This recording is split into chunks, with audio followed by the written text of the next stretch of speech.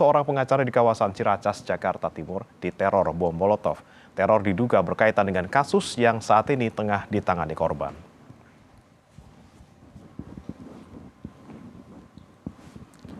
Inilah detik-detik saat dua orang pelaku yang melakukan teror ke rumah seorang pengacara di kawasan Ciracas, Jakarta Timur pada Rabu dini hari terekam CCTV.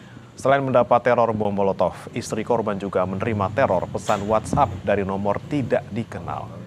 Aksi teror ini sudah dilaporkan korban ke Polres Metro Jakarta Timur.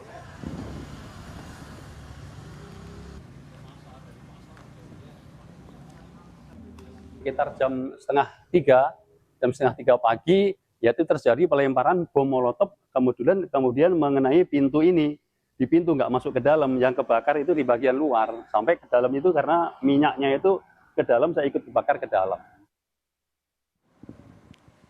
Tim Satreskrim Polres Metro Jakarta Timur melakukan penyelidikan kasus teror bom Molotov di rumah pengacara di kawasan Ciracas.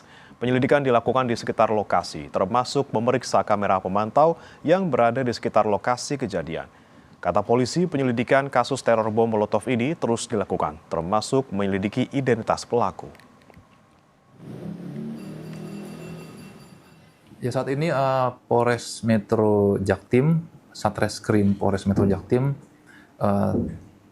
telah menerima laporan tersebut dan saat ini masih terus dilakukan penyelidikan terkait motif ataupun maksud dari kasus tersebut, ya, pelemparan tersebut.